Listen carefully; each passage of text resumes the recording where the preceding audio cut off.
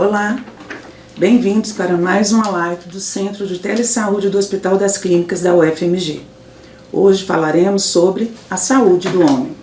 Para abordar o tema, teremos a presença de 3 especialistas no assunto. Iniciaremos com a fala do Dr. Marcelo Esteves Chaves Campos, médico urologista, professor adjunto da Faculdade de Medicina da UFMG, coordenador do Centro de Treinamento e Educação Cirúrgica do HC, UFMG, coordenador do Departamento de Endurologia da Sociedade Brasileira de Urologia Nacional. Dr. Marcelo, bem-vindo. É uma honra participar dessa live. O homem vive, em média, 7 anos a menos do que as mulheres, e isso é devido a uma série de questões culturais e certamente atrapalha muito o diagnóstico precoce, a prevenção e detecção precoce das doenças, né? E campanhas como essa do Novembro Azul, sem dúvida, são fundamentais para a conscientização da saúde do homem, e isso ajuda muito a gente tratar essas doenças específicas do homem. Então, sem dúvidas, é fundamental a gente discutir sobre esse assunto. E uma das principais causas que leva o homem ao urologista é a preocupação sobre a próstata. E muitos têm aquela pergunta: o que é próstata, doutor?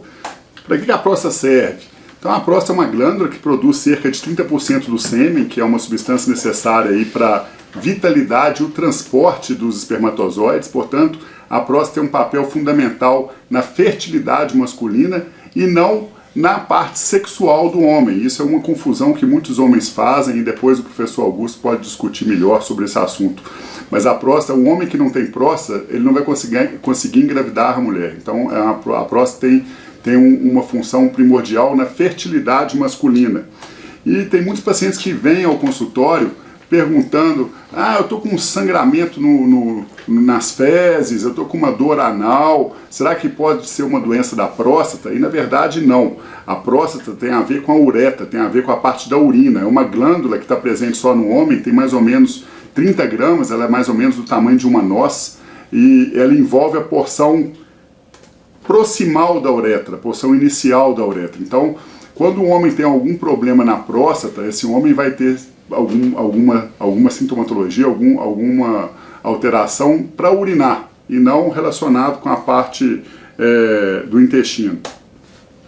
Então, para simplificar uma coisa que nem sempre é simples, eu dividi aqui 3 doenças, alterações principais na próstata que podem elevar um marcador sanguíneo que chama PSA, que é o antígeno prostático específico. Então, a gente pode dividir essas alterações da próstata entre hiperplasia prostática benigna, que é o crescimento benigno da próstata, as prostatites, que são inflamações que acontecem na próstata, e o câncer de próstata, que sem dúvida nenhuma é a doença mais temível para o homem em relação à próstata.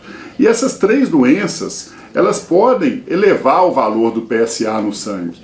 Então a gente já conclui que o PSA, que é uma proteína, é específica da próstata e não do câncer de próstata. Então, qualquer homem que tiver alguma alteração da próstata pode ter uma elevação do PSA. Tem homem que chega no consultório muito assustado, muito preocupado, porque o PSA está mais elevado do que o valor de referência, já pensando num câncer de próstata. Mas a gente tranquiliza falando que a gente, obviamente, vai ter que investigar essa elevação do PSA, mas esse homem pode ter uma outra doença de próstata que não tem nada a ver com câncer de próstata. Eu, pessoalmente, me preocupo muito mais com aquele homem que tem um PSA que sempre foi meio, e de repente ele cresceu para 2, que é abaixo do valor de referência, que a gente considera na maioria das vezes 2,5 o valor de referência, do que aquele homem que sempre teve o PSA de 5, ou seja, o dobro do valor de referência. Ou seja, essa mudança súbita no valor de PSA me preocupa mais do que aquele paciente que tem um PSA constante ao longo dos anos. Então, nós médicos, urologistas, nós funcionamos como se fosse um detetive. E esse detetive, ele tem que investigar aí as pistas para poder saber qual que é aquela doença da próstata, aquela alteração da próstata que o homem pode ter que possa estar levando a determinados sintomas. Então, para a gente montar o raciocínio clínico, a gente tem que colher uma história clínica detalhada, fazer o exame físico para poder identificar algum fator aí que possa estar causando a doença no paciente. E, em último caso, pedir exames para complementar esse raciocínio clínico. Então, começando com a investigação clínica, tem algumas perguntas que são fundamentais para a gente fazer para qualquer homem, para poder a gente entender como que esse homem está urinando, que é perguntar para ele como que ele está acordando à noite para urinar, se ele acorda à noite para urinar, quantas vezes que ele urina durante o dia, se o jato urinário está fraco, se dá aquela vontade de urinar que tem que sair correndo, senão urina na calça, se quando ele acaba de urinar parece que saiu tudo ou tem mais coisa para sair, se demora para começar a urinar, se o jato corta ou vai direto, e como que esse homem está, como que ele se sente para urinar, se ele está feliz da forma que ele urina hoje. Então essas perguntas são fundamentais para a gente conseguir entender no contexto aí das alterações dos hábitos miccionais, como que esse homem está urinando. E a partir disso a gente vai continuar nossa investigação. E muitos homens não procuram o urologista por medo de se submeter ao toque retal. Então eu trouxe essa tirinha de comédia aí do Dr. Pepper. Isso, relaxe, prontinho, já acabou. Ai, muito rápido, eu esperava mais de você, Dr. Pepper. Então é uma tirinha de comédia que é para ser engraçado, mas é o que acontece na vida real. Os homens chegam no consultório com uma expectativa enorme, com muito medo do toque, muito tabu, muito preconceito, tem medo de dor, e eles ficam extremamente preocupados com esse exame, mas quando faz, vê que é uma bobeira, que é um exame muito simples, que é um exame rápido, é um exame indolor. Entre a próstata e a superfície externa, nós só temos o esfíncter anal, e quando esse homem está tenso, está preocupado, está com medo, a tendência dele é fechar o esfíncter, travar o esfíncter, e isso pode causar um dolorimento se o urologista forçar na hora de fazer o exame. Mas quando você conversa com esse homem, explica a necessidade de fazer o toque, e ele fica tranquilo para poder fazer o exame sem nenhum tabu, esse exame é rápido e indolor. Então eu gosto de comparar a próstata para os meus pacientes como se fosse um pão de sal. Então você pega um pãozinho de sal, aquele miolo branco que tem dentro do pão de sal, ele cresce com o passar da idade, é o que a gente chama de crescimento benigno da próstata. E o canal da urina, ele passa no meio do miolo do pão. Então quando esse miolo do pão começa a crescer para dentro do canal da urina, ou então ele começa a comprimir esse canal da urina, o homem começa a ter dificuldade para urinar e ele começa a apresentar todos aqueles sintomas que eu mostrei para vocês nos slides anteriores. Então, com o crescimento benigno da próstata, esse homem pode começar a ter sintomas miccionais. Isso é devido ao crescimento benigno da próstata. E aí vem um detalhe importante. O câncer de próstata, que é um temor de muitos homens, geralmente, no início, ele é completamente assintomático, porque ele não cresce geralmente no miolo do pão, ele aparece na casca do pão. Por isso que quando a gente faz o toque para poder sentir a próstata, a gente está sentindo ali a casca do pão, e através do toque a gente consegue perceber se esse homem tem algum carocinho na próstata que pode levar a uma suspeita de câncer. Mas como fica longe do canal da urina, quando esse câncer aparece, geralmente ele é assintomático, ele só causa algum sintoma quando ele já está mais avançado, já está comendo quase todo o pão. Então quando o homem apresenta sintomas para urinar, na grande maioria dos casos, o problema é o crescimento benigno da próstata, que a gente chama de hiperplasia prostática benigna.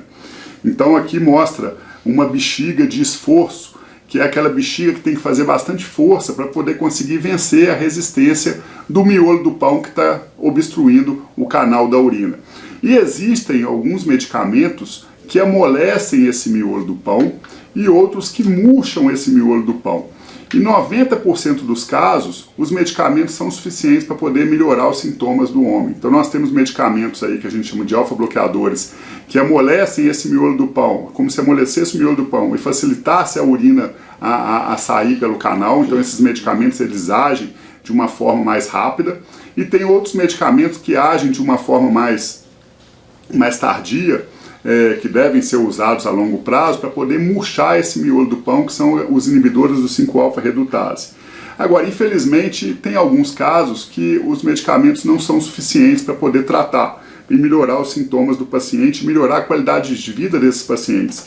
Então, nesses casos, a gente indica o tratamento cirúrgico, que nada mais é do que a gente entrar com algum aparelho, um tratamento endoscópico, a gente entra com o aparelho dentro do canal da urina e raspa e tira esse miolo do pão que cresceu para dentro do canal, facilitando assim que esse homem melhore o seu fluxo de micção. Tá? Então aqui eu trouxe um exemplo de uma cirurgia que nós fizemos para mostrar como que funciona esse tratamento cirúrgico, né? Aqui a gente entra com o aparelho dentro do canal da uretra, obviamente esse paciente está anestesiado, não está sentindo nenhuma dor nesse momento, então aqui a gente está vendo a próstata por dentro, tá? O canal da urina, o que a gente chama de uretra prostática, aqui tem o lobo médio da próstata, e os lobos laterais da próstata que estão crescidos por causa desse crescimento benigno da próstata, e quando a gente entra com o aparelho, a gente consegue perceber esse grau de obstrução e lá dentro está a bexiga. Esse vídeo aí mostra a bexiga com uma certa trabeculação, ou seja, essa bexiga está fazendo um esforço para conseguir esvaziar. A bexiga que tem duas funções, né, armazenar e esvaziar a urina, ela está tendo um esforço maior para conseguir esvaziar a urina porque a próstata cresceu e nesse caso específico não teve uma melhora com os medicamentos e foi necessário fazer uma cirurgia.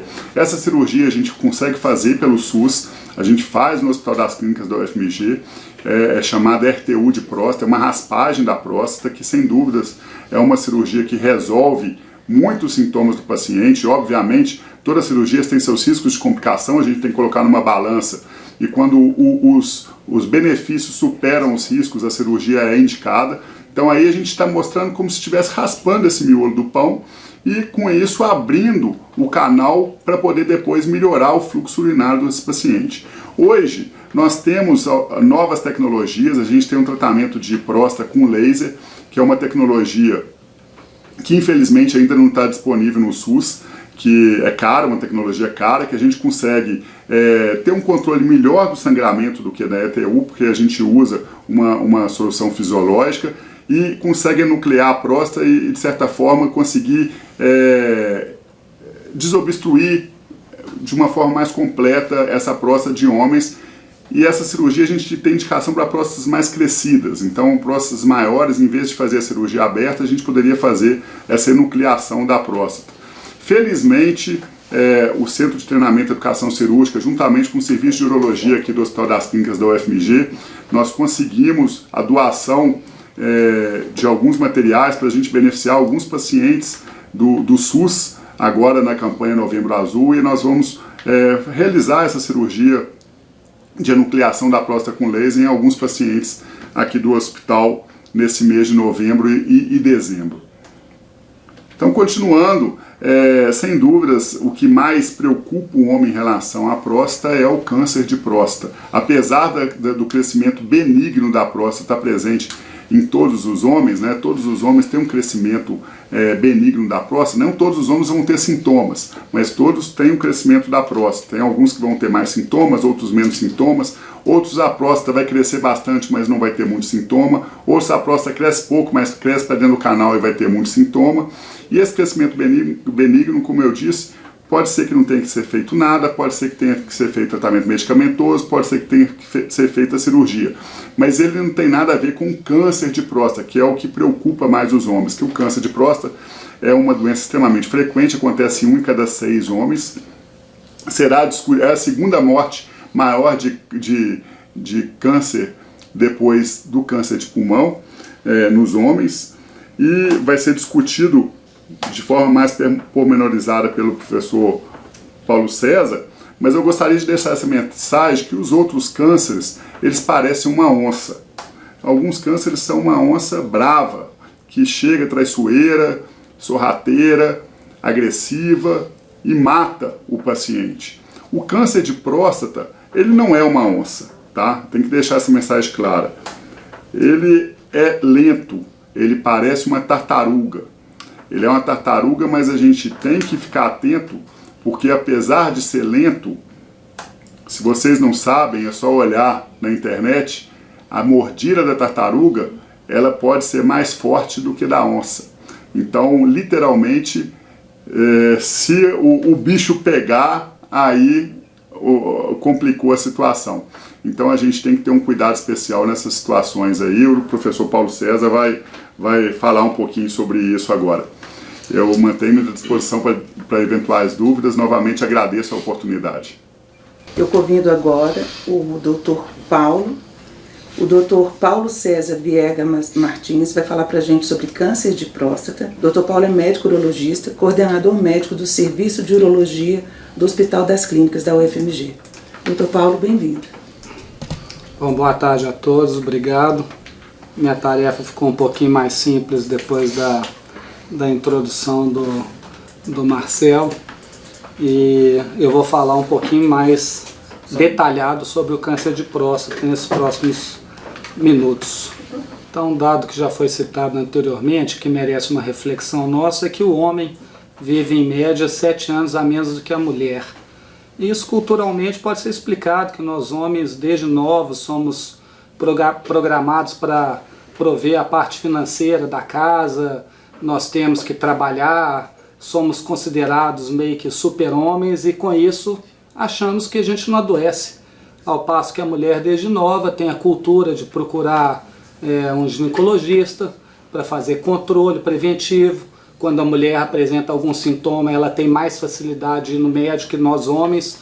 A gente é mais teimoso, a gente acha que é uma coisa leve e que isso vai passar e que merece uma reflexão. Nós estamos falando aqui, eu vou falar de câncer de próstata, mas nós estamos falando da saúde do homem no geral.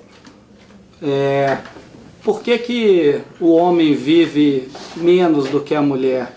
Tem as causas cardiovasculares, com doenças às vezes que são preveníveis, quer dizer, controlar uma hipertensão desde cedo pode prevenir a gente ter AVC, que é o acidente vascular cerebral, pode nos prevenir ter infarto do coração e também, às vezes, não sentindo nada, como já foi citado, o câncer de próstata no início não causa sintomas, mas nos é apresentada uma oportunidade de ir ao urologista depois dos 50 anos, no caso dos homens, para fazer exames de sangue, fazer um exame físico para tentar detectar o câncer, caso ele exista, numa fase mais precoce. Antigamente o homem era mais fumante do que a mulher, infelizmente não foi o homem que diminuiu o fumo, mas foi a mulher que aumentou, então falando isso pelo câncer de pulmão, e também tem prevenções também para câncer de intestino, que é fazer exames físicos e colonoscopias regulares. Então é criar um pouco no homem uma cultura de, se tiver algum sintoma, ver se isso pode ser um sinal de doença, ou mesmo sem sintoma, quando indicado, procurar um médico para um check-up. Como nós urologistas podemos entrar nessa história? Tem várias atuações, o Marcelo já falou das doenças benignas de próstata, nós urologistas cuidamos dos cálculos urinários, da parte sexual, o professor Augusto vai falar depois, das doenças sexualmente transmissíveis, mas mais importante do que todas essas indicações que o urologista pode ter, é gerenciar uma saúde geral. Nós, além de urologistas, somos médicos, nós podemos orientar para outras coisas, como vacina, como controle de uma pressão, como procurar controlar a glicose no caso de um diabético. Então, um controle urológico é uma visita médica e isso pode ser uma oportunidade muito grande para a saúde desse paciente. O que é o câncer de próstata? O câncer é uma anomalia, o Marcelo já mostrou o que é a próstata, mas quando as células da próstata começam a replicar rapidamente sem controle, isso que caracteriza o câncer de próstata. Essas células que começam a crescer, elas já não obedecem a um turnover, a uma morte e vida das células que normalmente acontece. Então com isso vai se crescendo e vai formar um nódulo ou um caroço nessa região da próstata. Primeiro, esse caroço vai estar contido na glândula e quando não tratado, ele pode passar para outros órgãos, o que nós chamamos de metástase, quer dizer, aí o tumor já não é mais localizado, é um tumor que saiu do órgão original, no caso a próstata, e se implantou em outros sítios. E qual que é a importância então do câncer de próstata? Também já foi falado anteriormente, é o tumor, sem ser tumor de pele, que é o mais comum, que mais acomete o homem, e depois do câncer de pulmão, que apesar de acometer menos, mata mais. O câncer de próstata é o segundo câncer que mais mata os homens. 1 a cada 6 ou a cada 7 homens vai desenvolver a doença, mostrando então o quão comum é essa doença. É estimado que a cada 40 minutos um homem vai morrer de câncer de próstata no Brasil. E a importância que a gente faz dessas campanhas é porque quando o câncer ele é diagnosticado numa fase inicial, a maioria das vezes ele tem cura, ao passo de que quando ele já foi espalhado para outros órgãos, ou seja, quando já deu metástase, a gente não consegue mais curá-lo. Qual que é a causa do câncer de próstata? O que a gente sabe? A gente sabe que os homens, a próstata, como foi dito, é uma glândula exclusiva dos homens, acomete mais, quanto mais velho o homem, maior a chance de ter esse câncer. Quando a gente tem parente de primeiro grau que já teve câncer de próstata na família, a nossa incidência aumenta. Então, basicamente, pai com câncer de próstata ou irmãos é um fator a mais para a gente ser mais cuidadoso. A raça negra costuma ter mais câncer de próstata e, infelizmente, também câncer um pouco mais grave. E também a gente sabe que o câncer de próstata ele cresce dependendo do nosso hormônio. São fatores hormonais, que ele é dependente da testosterona, que é o hormônio sexual masculino. Quando então o homem deve iniciar esse controle de próstata? A nossa recomendação para os homens em geral é a partir dos 50 anos. Quando a gente tem parente de primeiro grau com câncer de próstata ou for da raça negra, esse controle deve ser um pouquinho mais precoce a partir dos 45 anos. Idealmente, esse controle depois dos 45 ou dos 50 é feito uma vez por ano. E é feito como? Através do exame de sangue, que é o PSA, que também já foi citado pelo professor Marcelo, e através do toque da próstata, que é o toque retal. O que a gente procura ver no toque retal? Uma próstata normal tem uma consistência de borracha, não tem nenhuma região endurecida. Quando nós urologistas percebemos alguma área endurecida na próstata, ou quando o PSA, que é esse exame de sangue, está elevado, não quer dizer que a pessoa vai ter o câncer, mas quer dizer que novos exames vão ser necessários para esclarecer. Quais são então os sintomas do câncer de próstata? Essa que é a importância. Na fase inicial, frisando de novo, não tem sintoma nenhum.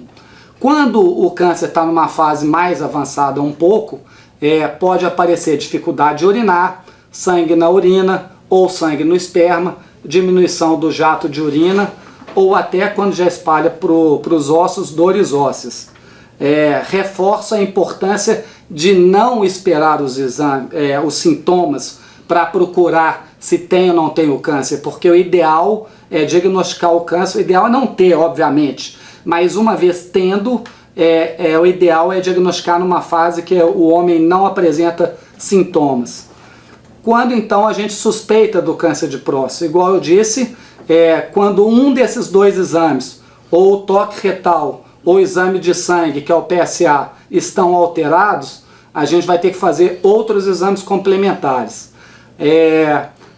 Um exame aqui, o toque, não exclui o PSA nem vice-versa, porque os dois exames são complementares. É muito comum a gente ouvir no consultório: ah, doutor Paulo, o meu exame de sangue deu normal, será que eu posso ficar livre do toque?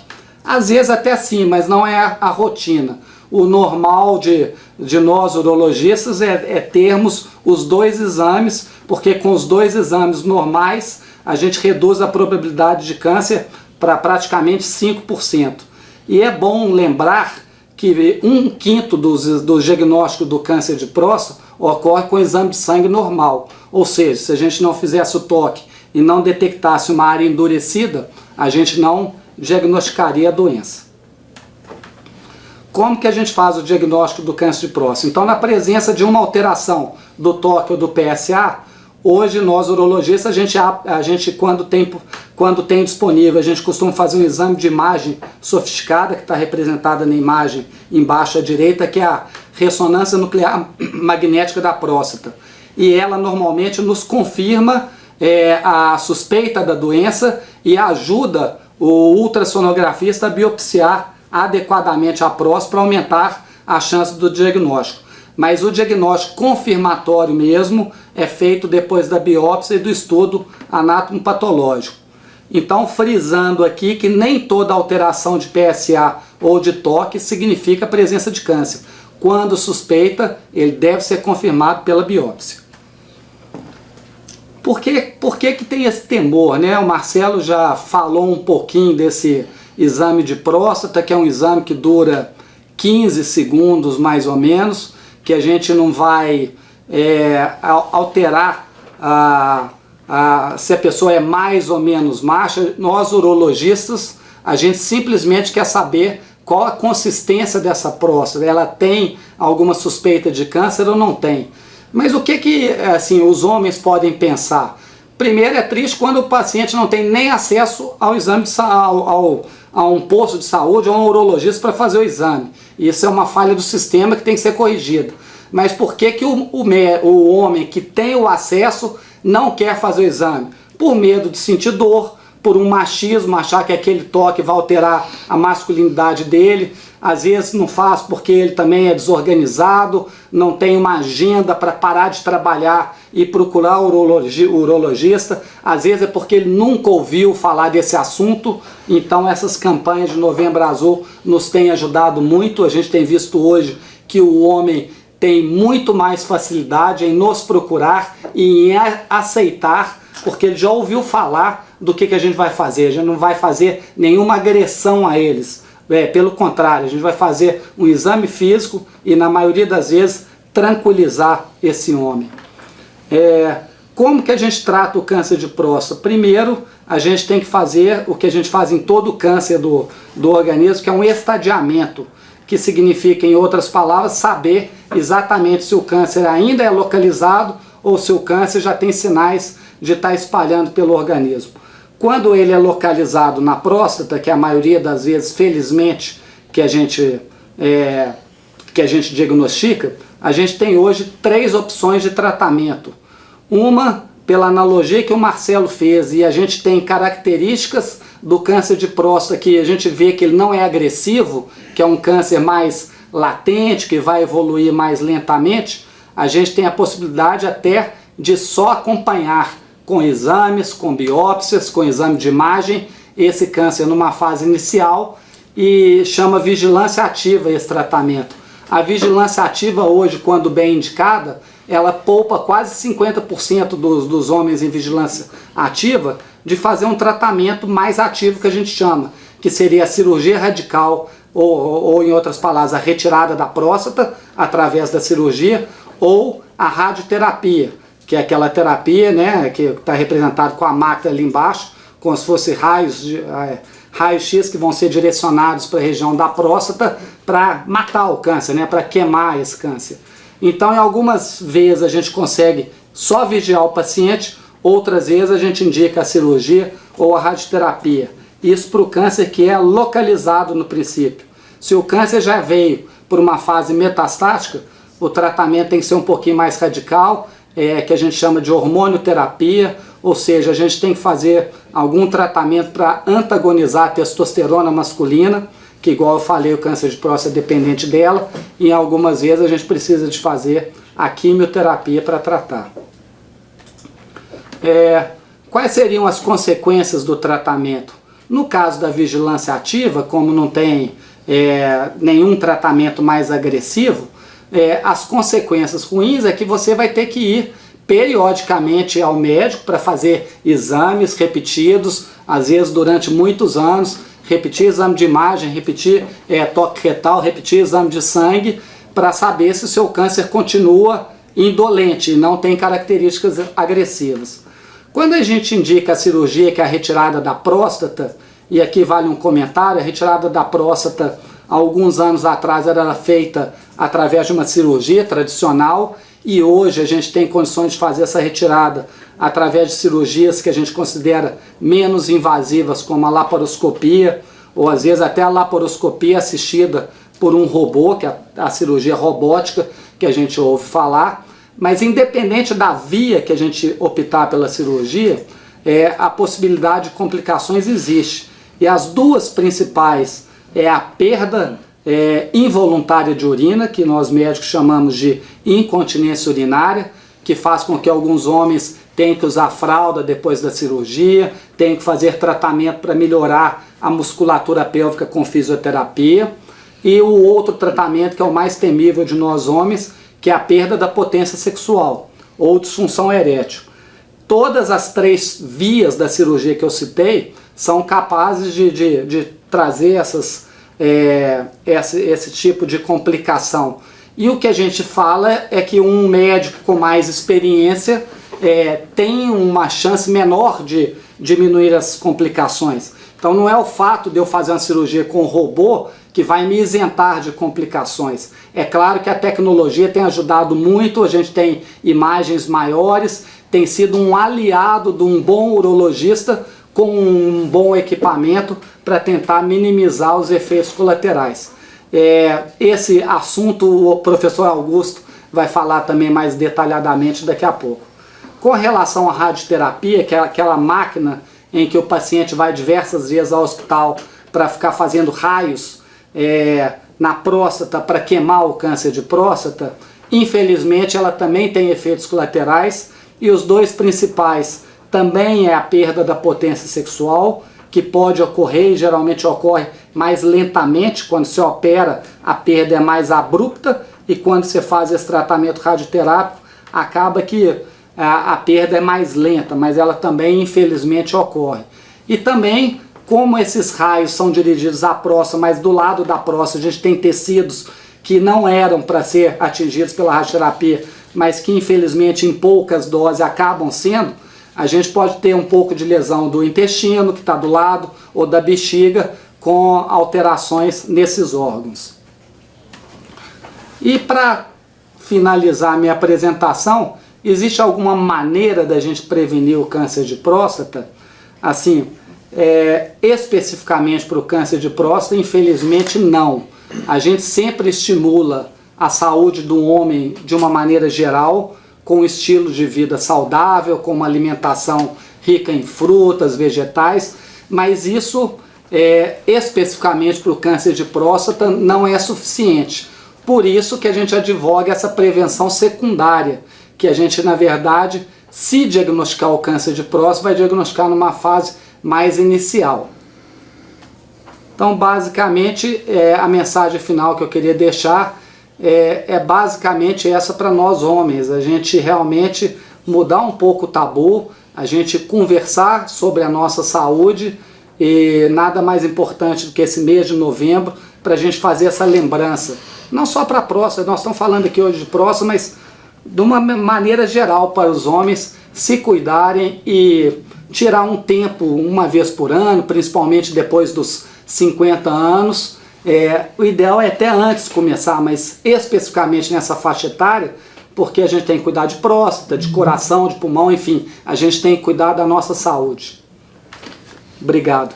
E dando continuidade nesse tema, então, convidamos agora o Dr. Augusto para falar sobre disfunção sexual masculina. Dr. Augusto Barbosa Reis é médico urologista do Serviço de Urologia do Hospital das Clínicas da UFMG. Professor de Urologia do Departamento de Cirurgia da Faculdade de Medicina da UFMG, orientador do Programa de Pós-Graduação em Ciências da Cirurgia e Ciências da Oftalmologia da Faculdade de Medicina da UFMG. Dr. Augusto, bem-vindo. Muito obrigado. Uma boa tarde a todos. Eu vou pedir desculpa, eu não trouxe imagens, mas eu gostaria de contar com a imaginação de todos. Então eu vou fazer um convite para que vocês peguem na minha mão e acompanhem uma jornada. A minha ideia é avaliar e orientar como que a gente pode ter acesso ao sistema de saúde, já que 76% da população utiliza o Sistema Único de Saúde. Quase um terço da parcela, além do Sistema Único de Saúde, pode usar o sistema suplementar. Mas como a maioria da população tem acesso a esse sistema, eu vou contar uma história e tentar ajudá-los, orientá-los nesse caminho. Coube a mim, então, primeiro que eu gostaria de agradecer aos meus amigos, meus colegas que me antecederam, que facilitaram muito para mim.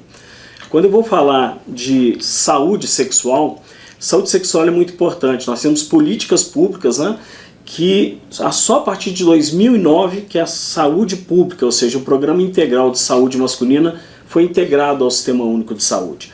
Então ali nós temos um manual, que é o manual número 26, que orienta o programa de médicos de família, né, ou de saúde da família, que é a porta de entrada no SUS. Quem que é esse médico da família? É o médico que está no seu posto de saúde. Tá? Então essa é a porta de entrada. Então eu vou começar a contar e vou levar uma história de um indivíduo que tem uma vida sexual, né? Pode ser solteiro, casado, tem seu parceiro ou sua parceira, e para essa vida sexual ele tem ereções, ou seja, o seu pênis tem que ficar rígido, duro. Tá? E de uma hora para outra ele nota que essa rigidez nem sempre acontece, ou em situações em que ele está muito nervoso, tem encontros que não são planejados, essa rigidez às vezes falha, então ele tem uma flacidez no pênis. Às vezes essa flacidez é tão intensa que ele não consegue nem penetrar o parceiro. Então, diante de uma situação dessa, o que fazer? Né? Vou procurar automedicação, já vi propagandas na internet, na televisão, tem um remédio que é chamado de azulzinho, eu vou atrás dele. Esse não seria o melhor caminho. Primeiro a gente tem que entender o motivo. Né? Por que essa falha na sua ereção, ou seja, essa dificuldade da rigidez do pênis está acontecendo? Então o ideal seria o quê? Procurar o seu médico de família. O médico de família faz parte então da atenção primária, aquela em que você é a porta do SUS. Esse médico ele vai avaliá-lo. Né? Se você tiver como eu, né, depois do Covid eu deixei de fazer atividade física, ganhei peso, né, e esse ganho de peso altera a nossa massa muscular.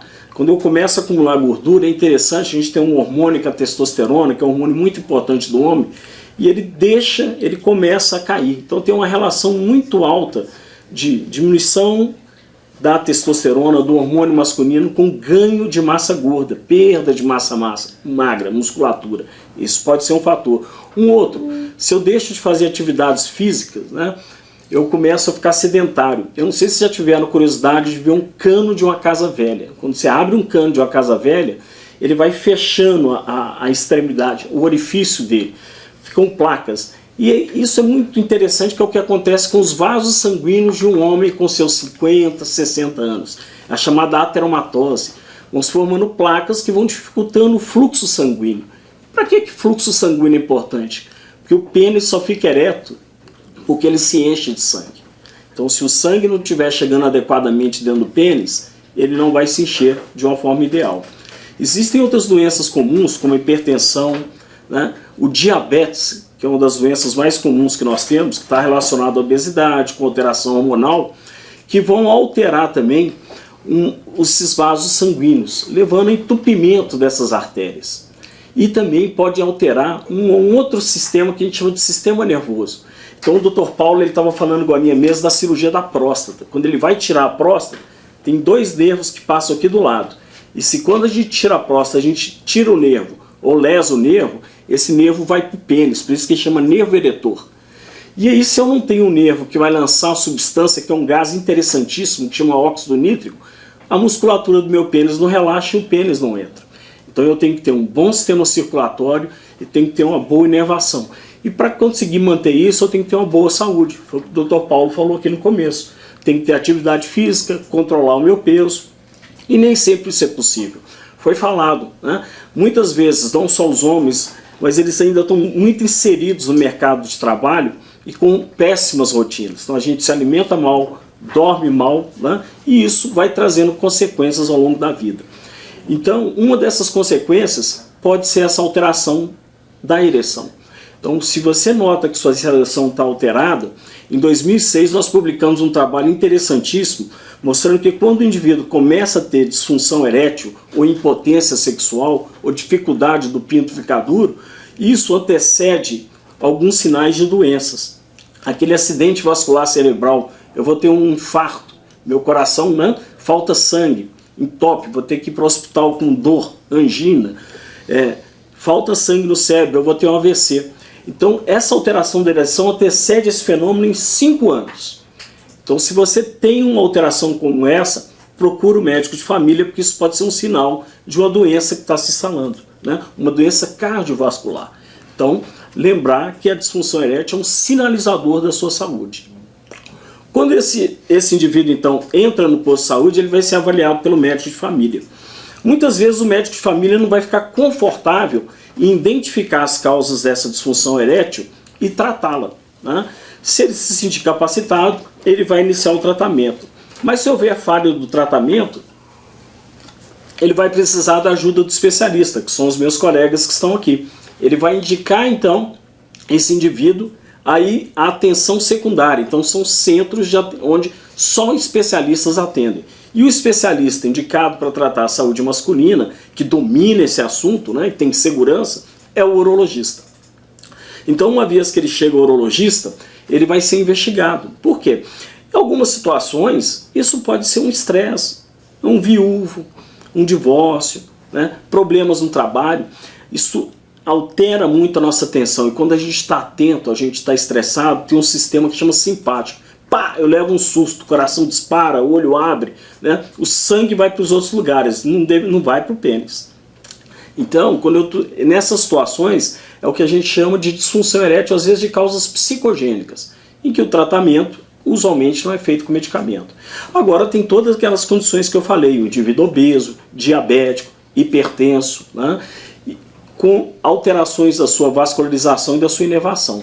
Então houve uma perda de função e muitas vezes nós conseguimos resgatar. Se essa disfunção é leve, já tem trabalhos mostrando que só com a substituição do ato sedentário, atividades físicas regulares, 50% a 60% dos homens recuperam naturalmente a sua ereção, né? Sem tratamento, com prevenção, tratando da saúde.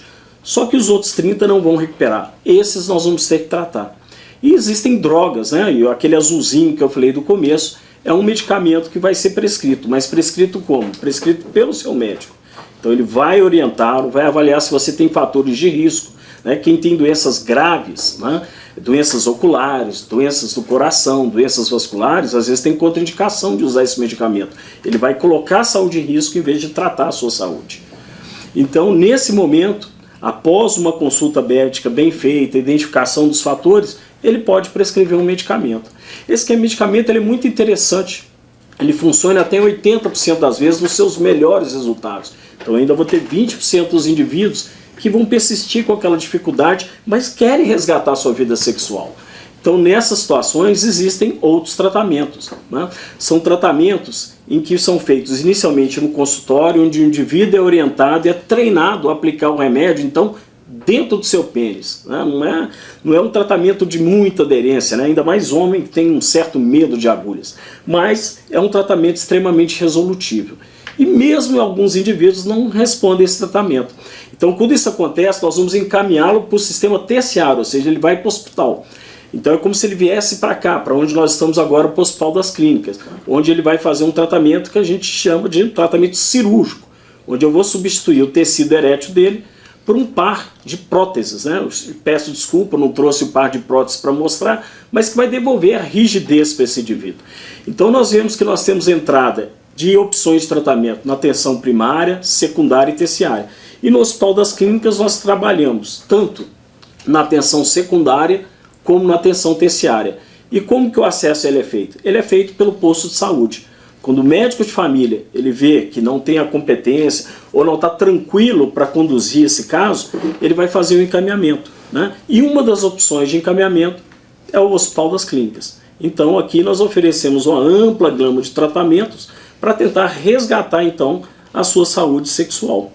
Espero ter ajudado, né? Espero ter orientado e reforço só o que os meus colegas que já falaram anteriormente já reforçaram, né? Quanto mais você tratar da sua saúde, mais tempo você terá a sua ereção preservada. Muito obrigado. Ok, doutor Augusto, obrigado pela contribuição. Agora nós teremos um momento em que os nossos convidados irão responder a alguns questionamentos que nos foram trazidos por meio das pessoas que estão assistindo essa live.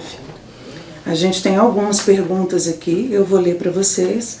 A primeira delas, endereçada aí ao Dr. Marcelo, é sobre o uso da finasterida. O uso da finasterida pode causar impotência? Boa pergunta. Finasterida é um medicamento que a gente usa para tratar a hiperplasia prostática benigna, que é o crescimento benigno da próstata. É um inibidor de 5-alfa-redutase. Esse medicamento, ao longo do tempo, ele age murchando a próstata e facilitando esse homem a urinar.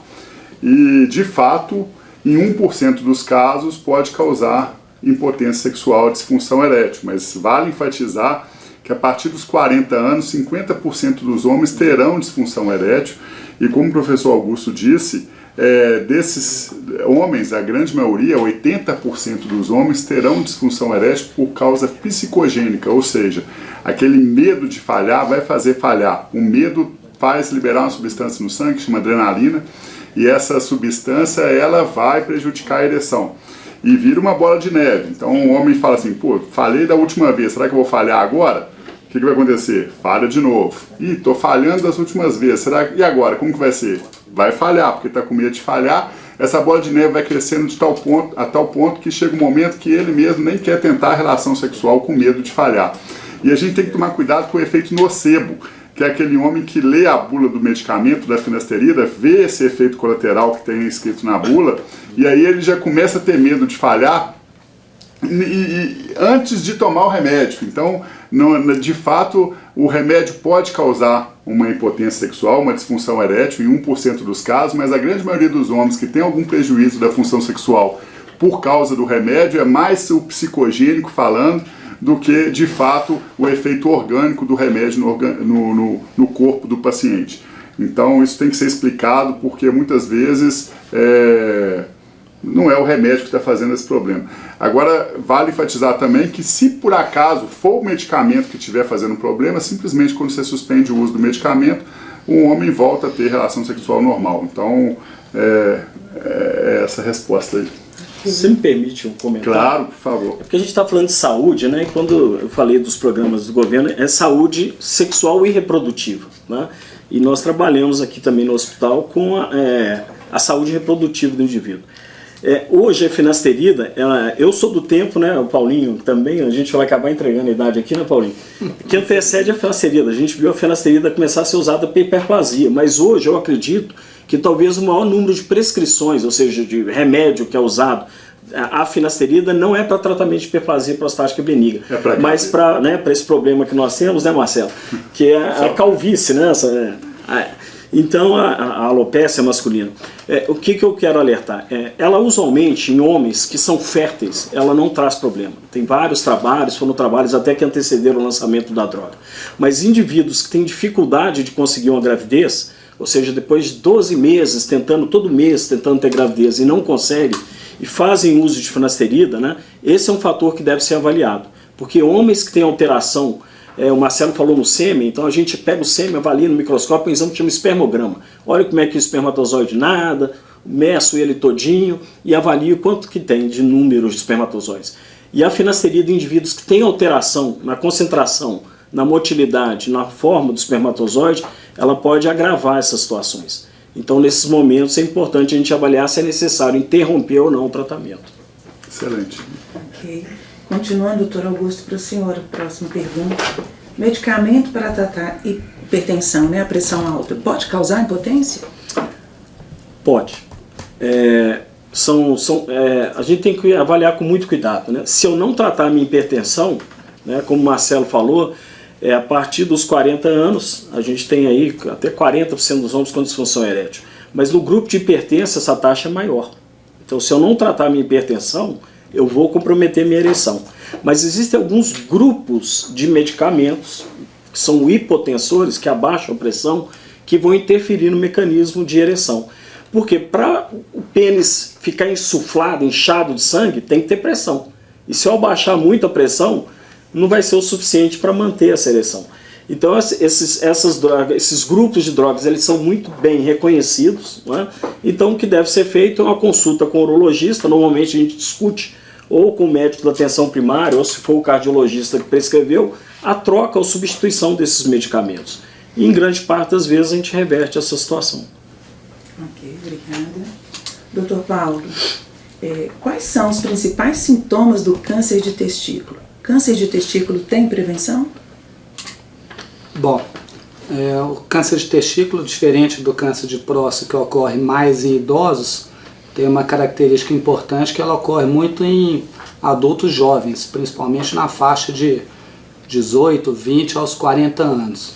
O principal sintoma, que foi uma pergunta do câncer de testículo, é quando a gente palpa o testículo e, em vez de ele estar regular na forma de um feijão grande igual ele tem algum nódulo no testículo, alguma irregularidade. Então, assim como as mulheres são orientadas a palpar as suas mamas à procura de nódulos, todos os homens, idealmente, deveriam palpar regularmente o testículo para ver se tem alguma alteração de consistência nele. Então, não tem dor normalmente e o principal sintoma é um nódulo no testículo.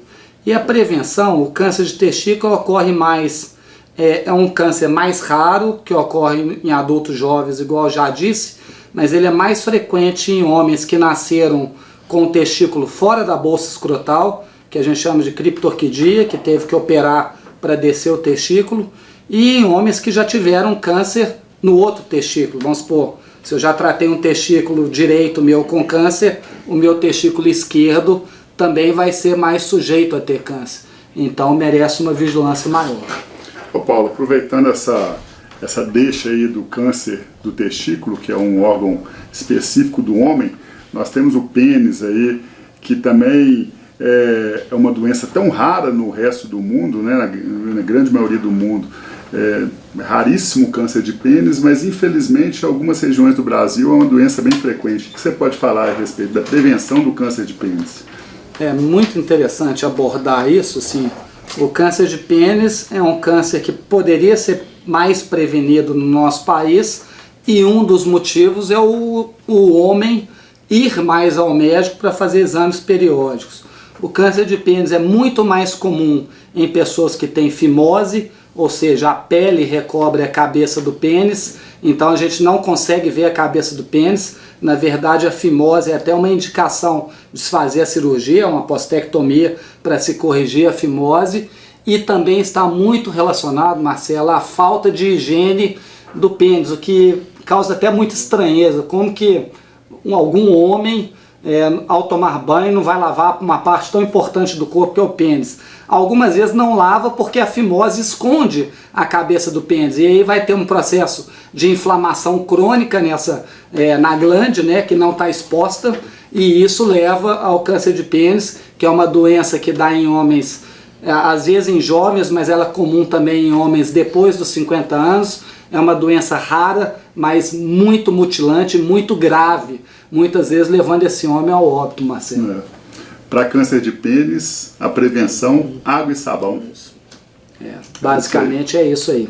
E no caso de fimose, procurar o urologista para ver se tem uma indicação de uma correção cirúrgica para que ele faça a higiene adequada, porque às vezes ele não faz a higiene porque ele não está vendo a cabeça do pênis, que está recoberto por uma fimose. Exato. Ok, temos mais algumas perguntas aqui. Sempre tenho cólicas renais, o que me incomoda. Beber muita água ajuda a eliminar o cálculo durante essa crise? Doutor Marcelo? Essa pergunta é boa. Primeiro, falar que o homem inteligente é o que se cuida, né? Então a importância dessa live, Novembro Azul, para poder conscientizar o homem para se cuidar. Cólica renal é um problema que acomete tanto o homem quanto a mulher, mas é um problema que acomete grande parte da população. E para responder essa pergunta, a gente tem que entender primeiro como que funciona o mecanismo de dor na cólica de rim. Então, eu gosto de falar para meus pacientes que é como se o rim fosse uma pia.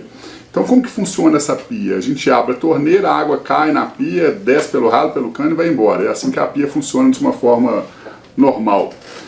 Um homem que tem uma pedra dentro do rim, uma pedra dentro da pia, dependendo do tamanho da pedra, ele não vai ter sintoma nenhum.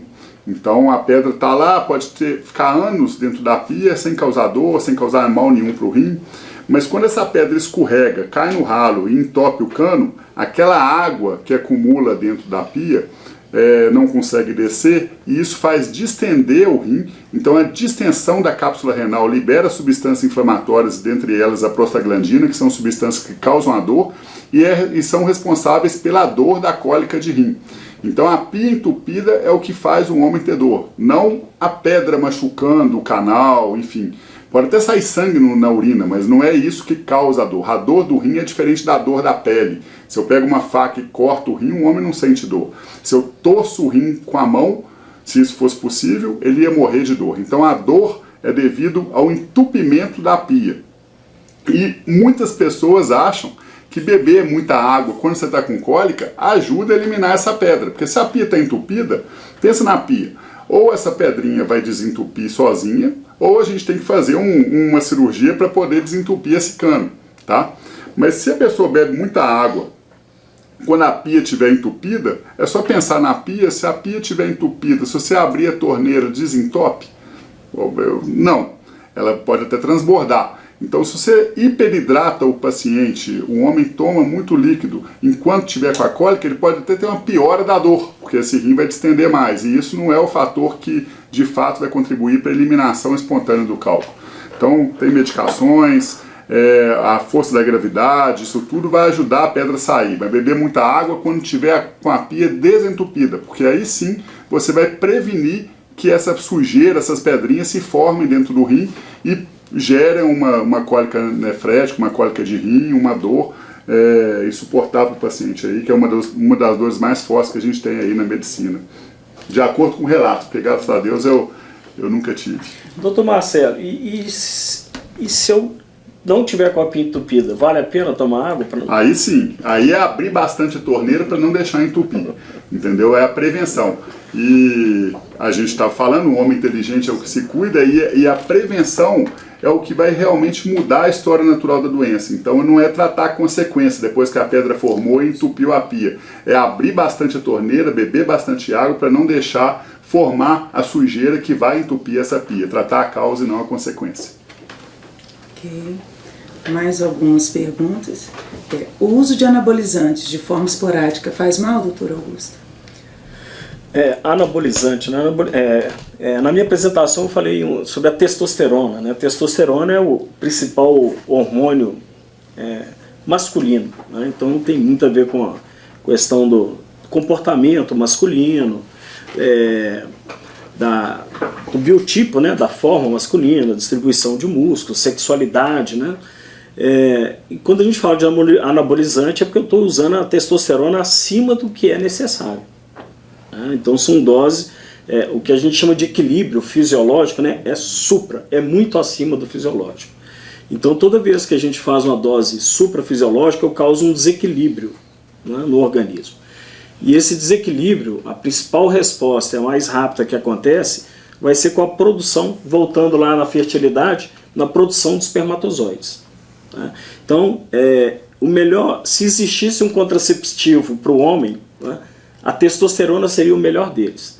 Então, quando você está usando testosterona, você está inibindo a sua produção de espermatozoides, que são os nossos gametas, as células que nos possibilitam serem pais, né, que fecundam os óvulos, e são produzidos no testículo. Então, toda vez que eu uso doses altas de testosterona, eu inibo a produção da minha testosterona dentro do testículo, e isso interfere na produção do espermatozoide. Então, sim, isso pode trazer prejuízos.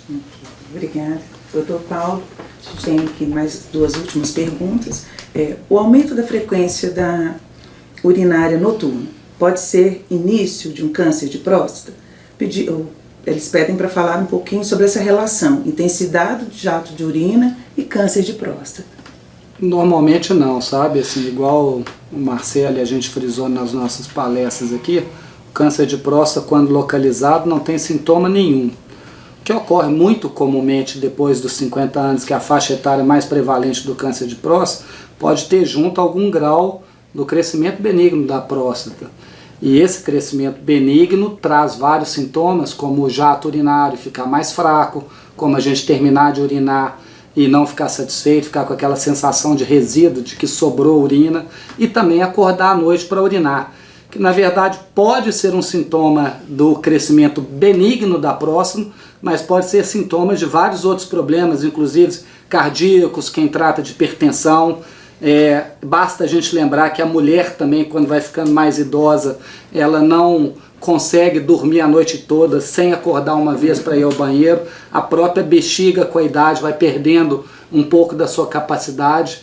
Então, especificamente sintoma de câncer de próstata, urinar à noite, normalmente não é. Mas merece uma investigação porque tem múltiplas causas. Obrigada. E uma última pergunta para finalizar esse nosso momento é sobre o uso do cigarro. A pergunta é se o uso do cigarro interfere nas doenças da próstata ou na saúde sexual masculina. Para quem? Podem ficar à vontade, comentar. Doutor Marcelo, doutor Augusto. Em relação às doenças de próstata, o cigarro não tem uma interferência direta, mas sem dúvidas, em relação a outros cânceres, como câncer de rim e principalmente câncer de bexiga, o cigarro age diretamente como fator de risco. Em relação à parte sexual, vou até passar a palavra para o professor Augusto para falar um pouquinho sobre isso, mas também é outro veneno, né, professor? Não, eu agradeço a oportunidade, né? Porque aí a gente está falando de saúde reprodutiva e sexual. E o cigarro vai atuar de forma negativa nos dois. Né? O cigarro é um mecanismo, ou seja, em tabagistas, em fumantes, né? As taxas de disfunção erétil elas são mais frequentes. Né? Então é um mecanismo. Então se a gente está pensando em prevenção, né? Você deixar de fumar, e nós temos ótimos programas na rede pública de saúde de abandono ao tabagismo, de combate ao tabagismo, você está fazendo uma excelente prevenção para manter a sua vida sexual e a sua vida reprodutiva, porque ela interfere de forma negativa nas duas situações. E aí eu queria perguntar para o Dr. Paulo se por acaso eu deixar de fumar também, se eu vou estar fazendo prevenção para o câncer de bexiga, que é o sétimo ou sexto câncer mais comum no homem. Sem dúvida, Augusto. Eu acho que o efeito do tabagismo normalmente é acumulativo ao longo dos anos de vida que a pessoa passa fumando. Se eu pudesse dar um conselho para alguém é não fumar, assim, até que nós estamos advogando a saúde de uma maneira geral, tanto homens quanto mulheres não deveriam fumar. Se fuma é porque é gostoso e porque acaba que se torna um hábito e depois um vício. Mas quanto antes parar, melhor, não só em relação à disfunção erétil, ao risco de câncer de bexiga, ao risco de câncer de pulmão e de tantas outras doenças que o cigarro causa. Então todos os programas que hoje, como eu falei, quem fuma é porque obviamente já se tornou um vício, então às vezes é muito difícil só com a nossa força de vontade conseguir parar de fumar. Então procurar a ajuda de um especialista, tomar algum remédio para de alguma forma te acalmar e te auxiliar nessa cessação do tabagismo, que é sempre benéfica. O ideal é não começar, mas se começar, enfim. O problema é que quando a gente é jovem, né, Augusto, a gente não acredita que a gente vai envelhecer e a gente tem que plantar hoje para colher no futuro. O cigarro não vai matar rapidamente, todo mundo sabe disso, mas vai piorar muito a qualidade de vida de uma pessoa mais idosa. Então é muito importante a gente tentar passar isso e nem sempre é fácil na cabeça de um jovem, né? A gente já foi jovem, sabe? Sim, já que você perdoou a nossa idade. Não, ainda somos jovens. Mas só para... Doutor Paulo, eu fui um jovem muito rebelde. Escutei a sua fala, mas insisti em continuar fumando. E aí lá para a volta dos meus 50 anos, tive um sanguezinho na urina, fui investigar, tive um tumor. E aí o senhor me tratou, o senhor tirou esse câncer da minha bexiga. Ainda vale a pena eu parar de fumar? O ideal é que muitas das pessoas esperam um evento tão grave quanto esse para parar de fumar. É muito comum você ver, eu fumei até o dia que eu tive um infarto do coração, eu fumei até ter um câncer de bexiga. Eu diria que é fundamental nessa hora parar de fumar, porque senão a gente tratou, a gente removeu o câncer de bexiga, mas a chance desse câncer de bexiga voltar está lá. E quanto mais ele fumar, mais vão ter efeitos, né, que estão dentro do cigarro, que vão ser efeitos tóxicos para a bexiga. Então, assim como quem infarta para depois disso, é melhor do que não parar, porque, enfim, ele ainda teve uma segunda chance na vida, vamos dizer assim. E nem sempre, nem todo mundo vai ter essa segunda chance, Augusto. Perfeito. Mas reforço que, mesmo tendo câncer de bexiga, vale a pena parar nesse momento e é fundamental para evitar que essa doença progrida no futuro. Obrigado. Excelente. Caso vocês queiram deixar alguma mensagem, finalizar, fiquem à vontade. Nós aqui do Centro de Telesaúde agradecemos muito a presença de vocês, a contribuição de informações tão ricas e tão relevantes para a sociedade e para a saúde do homem. Então, Muito obrigada por esse compartilhamento. Obrigado, agradeço a todos que mandaram perguntas, a todos os ouvintes, a Telesaúde, pela oportunidade. E é isso. O homem inteligente é aquele que se cuida. Fica a dica. Ok. Obrigada, então. Encerramos assim o nosso encontro.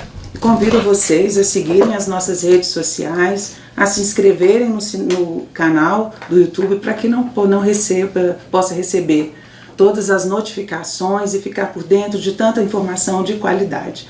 Obrigada